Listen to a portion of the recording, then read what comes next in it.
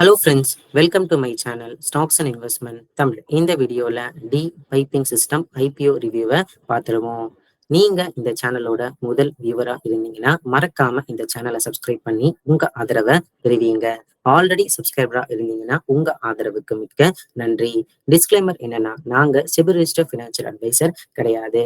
நீங்கள் investment decision எடுக்கிறதுக்கு முன்னாடி ஒரு செபி ரிஜிஸ்டர் ஃபினான்ஷியல் அட்வைசரை மறக்காம கன்சல்ட் பண்ணணும். இந்த கம்பெனி வந்து பாத்தீங்கன்னா 1988 ஸ்டார்ட் பண்ண கம்பெனியா இருக்காங்க. இவங்களோட மெயின் பிசினஸ் என்னன்னு வந்து பாத்தீங்கன்னா பைப்பிங் சொல்யூஷன்ஸ் தர கம்பெனியா இருக்காங்க. அதாவது power generation company, oil and gas company வந்து இன்ஸ்டால் பண்றதுக்கு தேவையான பைப் சொல்யூஷன்ஸ் தர கம்பெனியா வந்து இருக்காங்க. இப்போ ரீசெண்டா இந்த பயோகேஸ் ப்ராஜெக்ட்ஸ்லயும் பைலட் பிளான்ட் ப்ராஜெக்ட்ஸ்லயும் வந்து இன்வால்வ் ஆகியிருக்காங்க. இப்போ இந்த கம்பெனியோட பினான்சியல் ஸ்டேட்மெண்ட்ஸ் அண்ட் சில மெட்ரிக்ஸை பார்த்துருவோம். 2021 இவங்க டோட்டல் இன்கம் 513 கோடியா இருந்திருக்கு. அது 2022 470 கோடியா குறைஞ்சிருக்கு. மறுபடியும் 2023 614 கோடியா வந்து இருந்திருக்கு. 9 months ஃபினான்ஷியல் 2024 இவங்களோட டோட்டல் இன்கம் வந்து பாத்தீங்கன்னா 557 கோடியா வந்து இருந்திருக்கு. ஸோ இவங்களோட எபிட்டா மார்ஜின்ஸ் வந்து பாத்தீங்கன்னா 10.84%, 14.02%, 11.62%, 12.45% வந்து இருக்கு. ஓரளவுக்கு பிளக்சுவேட்டான எபிட்டா மார்ஜின்ஸும் பிளக்சுவேட்டான ரெவன்யூ ஃப்ரம் ஆபரேஷன்ஸும் வந்து இருக்கு.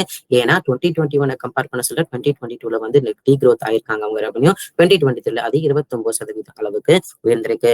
இவங்களோட நெட் ப்ராஃபிட் வந்து பாத்தீங்கன்னா 14 கோடி, 8 கோடி, 12 கோடி, மறுபடியும் 14 கோடி அளவுக்கு வந்து பினான்சியல் 2021 அளவுக்கு ரீச் ஆயிருக்காங்க. இவங்களோட ப்ராஃபிட் ஆஃப்டர் டாக்ஸ் வந்து பாத்தீங்கன்னா 2.87%, 1.78%, 2.18%, 2.63% இருக்காங்க. மேக்சிமம் இவங்களோட நெட் ப்ராஃபிட் மார்ஜின்ஸ் வந்து 2.75% வந்து இருந்திருக்கு. ROCE மார்ஜின்ஸும் சரி, ரிட்டர்ன் ஆன் நெட் பர்சன்டேஜ் மார்ஜின்ஸும் சரி அந்த அளவுக்கு இல்ல. ஓரளவுக்கு வந்து பாத்தீங்கன்னா ஒரு 4% கீழே தான் வந்து இருந்திருக்காங்க. நெட் டெப்ட் வந்து இந்த கம்பெனி மேல 371 கோடியா வந்திருக்கு. 0.85 டெப்ட் பெர் ஈக்விட்டி ரேஷியோ வந்து இருந்திருக்காங்க. ஆர்டர் புக் 828 கோடி அளவுக்கு வந்து இருந்திருக்கு. ஸோ இந்த கம்பெனியோட லிஸ்டட் பியர் யாருன்னு பாத்தீங்கன்னா ISGEC ஹெவி இன்ஜினியரிங் லிமிடெட் வந்து இருக்காங்க.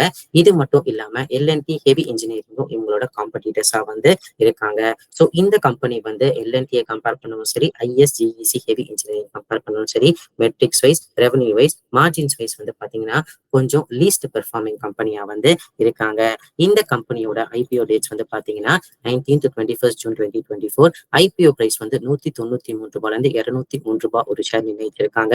எம்ப்ளாயியா இருந்தீங்கன்னா 19 ஷேர், ₹19 ஒரு ஷேருக்கு டிஸ்கவுண்டா வந்து இருக்கு. ஃப்ரெஷ் இஷ்யூ 325 கோடி, ஆஃப் சேல் வந்து 93 கோடி அளவுக்கு இருக்கு. IPO சைஸ் வந்து 418 கோடியா இருக்கு. லாட் சைஸ் வந்து 23 ஷேர், ₹14,819 இன்வெஸ்ட் பண்ற மாதிரி இருக்கும். ஃபேஸ் வேல்யூ ₹10 ஒரு ஷேர் இருக்கு. Retail allocation 35%, listing on BSE and NSE. So allotment date வந்து பாத்தீங்கன்னா 24 June 2024, initiation of refund 25 June 2024, transfer of shares to demat account 25 June 2024, listing date வந்து பாத்தீங்கன்னா 26 June 2024 வந்து இருக்கு. ஸோ இப்போ இந்த கம்பெனியோட ஓவர்வியூ எப்படி இருக்கு, மார்ஜின்ஸ் எப்படி இருக்கு, வேல்யூவேஷன்ஸ் எப்படி இருக்கு, GMP எப்படி இருக்க போகுது, short term, long term listing AIIMS எப்படி இருக்க போகுதுன்னு சொல்லி பாத்துருவோம். ஸோ இந்த கம்பெனி வந்து பாத்தீங்கன்னா இந்தியா அண்ட் அவுட் சைட் இந்தியால வந்து ரெவன்யூ பாக்குற கம்பெனியா வந்து இருக்காங்க. ஓவராலா அவுட் சைட் இந்தியால ஒரு 40% மேல ரெவன்யூ பாக்குற கம்பெனியா வந்து இருக்காங்க. கன்சிஸ்டன்டா அவங்க ரெவன்யூ மார்ஜின்ஸ் வந்து பாத்தீங்கன்னா 40%, 45%, 36%, 45% வந்து இருந்திருக்கு. ஸோ கடந்த 3 ஃபினான்ஷியல் 9 months ஃபினான்ஷியல் 2024. அது மட்டும் இல்லாம இவங்க லோக்கல் கஸ்டமர்ஸா யாரெல்லாம் வந்து மேனேஜ் பண்றாங்கன்னா Reliance Industries Limited, HPCL Mittal energy limited, JSW power சிஸ்டமா வந்து இருக்காங்க. ரிலையன்ஸ் இண்டஸ்ட்ரீஸ் கிட்ட இவங்களோட ரிலேஷன்ஷிப் பண்ணி 12 வருஷம் அளவுக்கு வந்து இருக்கு. ஓவர்சீஸ் கஸ்டமர்ஸ் எந்தெல்லாம் கண்ட்ரீஸ்ல இருக்காங்கன்னா USA, Europe, Japan, Canada, middle east, Nigeria, Vietnam, Singapore, China and தாய்வான்ல வந்து இருக்காங்க. இது இன்ஸ்டால் கெப்பாசிட்டியை கம்பேர் பண்ணும்போது largest player in process piping solutions இந்தியாவில வந்து இருக்காங்க. அதை தான் நம்ம தமிழ்ல மென்ஷன் பண்ணியிருந்தோம். இவங்க ஆர்டர் புக் வந்து பாத்தீங்கன்னா ஃபினான்ஷியல் 2021 கம்பேர் பண்ண சொல்ல ஃபினான்ஷியல் 2023 9 months ஃபினான்ஷியல் 2024 ஆல்மோஸ்ட் வந்து 2.5% மேல டபுள் ஆயிருக்கு. ஸோ ஓவராலா இவங்களோட மார்ஜின்ஸ் வந்து பாத்தீங்கன்னா கொஞ்சம் ஹைலி ஒலட்டைலா வந்திருக்கு. எபிட்டா மார்ஜின்ஸ் 2022 குறைஞ்சது காரணம் ஒருவேளை இவங்க எக்ஸ்போர்ட் ரெவன்யூ குறைஞ்சிருந்தாலையான்னு சொல்லி எனக்கு ஒரு டவுட் வந்து வருது. ப்ராஃபிட் மார்ஜின்ஸ் அந்த அளவுக்கு இல்ல, லெஸ் தென் 3% அளவுக்கு தான் வச்சிருக்காங்க. ROCயும் ரிட்டர்ன் ஆன் நெட்வொர்க் மார்ஜின்ஸும் சரி, ROEயும் சரி அந்த அளவுக்கு சொல்ற அளவுக்கு வந்து இந்த கம்பெனிக்கு வந்து இல்ல. ஓரளவுக்கு டெப்ட் மேனேஜபிள் டெப்ட் வச்சிருக்காங்க. ஒண்ணுக்கு கீழே 0.85 வந்து இருக்கு. ஸோ 300 கோடி மேல இருக்கிற கடன்ல 175 125 கோடி வந்து இந்த IPO எடுத்து குறைப்போம்னு வந்து சொல்லியிருக்காங்க. அப்ப அப்படி குறைச்சாங்கன்னா இன்னும் டெப்ட் குறைய வாய்ப்புகள் வந்திருக்கு. அது இந்த கம்பெனியோட பாசிட்டிவ் ஆஸ்பெக்டா வந்து பாக்குறேன். Price to book value more than 2x வந்து இருக்கு. பிரைஸ் டு earning ரேஷியோ வந்து பாத்தீங்கன்னா ப்ரீ IPO பேசிஸ்ல 83 டைம்ஸும் போஸ்ட் IPO பேசிஸ் 73 டைம்ஸும் இருக்கு. இது அவங்க பியரை கம்பேர் பண்ண சொல்ல வந்து அதிகமாவே இருக்கு.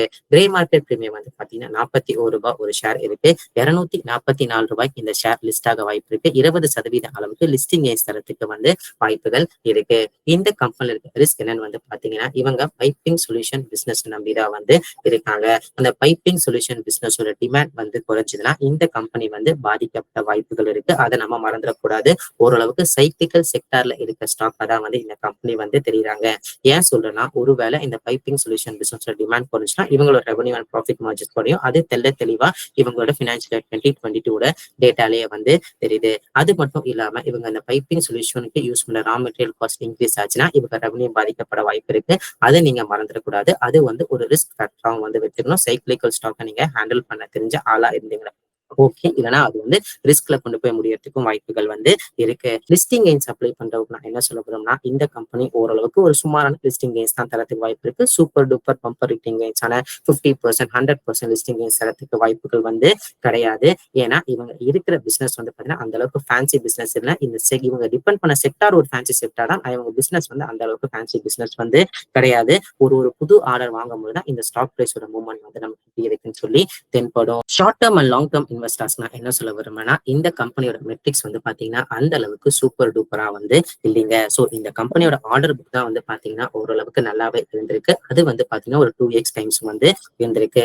சோ இவங்க டிபெண்ட் பண்ணிருக்க ஆயில் அண்ட் கேஸ் செக்டாரும் சரி, பவர் ஜெனரேஷன் செக்டாரும் சரி 2030க்குள்ள நல்லா வளரத்துக்கு வாய்ப்பு இருக்குன்னு சொல்லி எதிர்பார்க்கப்படுது. ஆனா அதுல இவங்க எவ்வளவு ஆர்டர்ஸ் பேக் பண்றாங்களோ அதை பொறுத்தான் இந்த கம்பெனியோட க்ரோத் ஸ்டோரியும் வந்து இருக்கு. இந்தியாவோட க்ரோத் ஸ்டோரி பொறுத்தும் இந்த கம்பெனியோட க்ரோத் ஸ்டோரி வந்து இருக்குங்க. சோ இப்ப இருக்கிற மெட்ரிக்ஸ் அதுக்கப்புறம் இப்ப இருக்கிற வேல்யூவேஷன்ஸ் வந்து பார்க்கும்போது இந்த கம்பெனி கொஞ்சம் ஹையர் வேல்யூவேஷன்ஸ்ல உள்ள வந்திருக்காங்களான்னு சொல்லி எனக்கு வந்து தோணுது. ஏன்னா இவங்க பியர்ஸோட மெட்ரிக்ஸ் எடுத்து நீங்க பார்த்தாலும் சரி, வேல்யூவேஷன்ஸ் எடுத்து பார்த்தாலும் சரி, இவங்களை விட பெட்டரா வந்து இருக்காங்க. இவங்க வேல்யூவேஷன்ஸ் கொஞ்சம் ஹையர் சைடா வந்து கொடுத்துருக்காங்க. ஆர்டர் புக் நம்பி இவ்வளவு வேல்யூவேஷன்ஸ் வந்து எனக்கு ஜஸ்டிஃபைபிளா தோணல. இந்த வேல்யூவேஷன்ஸ்க்கு ஏத்த மாதிரி இவங்க ரெவன்யூ ஃப்ரம் ஆபரேஷன் உயர்ந்திருக்கா, ப்ராஃபிட் ஆஃப்டர் டாக்ஸ் மார்ஜின்ஸ் வந்து உயர்ந்திருக்கா வந்து கேட்டீங்கன்னா அந்த அளவுக்கு வந்து உயர்ல. ஓரளவுக்கு சைக்கிளிக்கல் செக்டார்லயும் வந்து இருக்காங்க. So higher side valuations okay metrics இருக்கிறதுனால இந்த கம்பெனி வந்து கொஞ்சம் ஹை ரிஸ்க் கேட்டகரியில வந்து நான் வைக்கிறேன். ஸோ இந்த IPO அப்ளை பண்றதுக்கு முன்னாடி இந்த ஒரு விஷயத்தெல்லாம் வந்து நீங்க யோசிப்பீங்கன்னு சொல்லி நான் நினைக்கிறேன். சோ இதெல்லாமே வந்து பாத்தீங்கன்னா என்னோட பர்சனல் வியூ. நீங்க இந்த மாதிரி IPOலயோ ஸ்டாக்லயோ இன்வெஸ்ட் பண்றதுக்கு முன்னாடி செபி ரெஜிஸ்டர் ஃபினான்ஷியல் பேஸ்ல மறக்காம வந்து கன்சல்ட் பண்ணோம். இந்த வீடியோ உங்களுக்கு பிடிச்சிருந்தா லைக் பண்ணுங்க. ரெகுலர் வீடியோ அப்டேட் பெல் ஐகானை கிளிக் பண்ணுங்க. மறக்காம stocks investment Tamil channel subscribe பண்ணுங்க. தேங்க்ஸ் ஃபார் வாட்சிங் ஸ்டாக்ஸ் இன்வெஸ்ட்மெண்ட் தமிழ் சேனல்.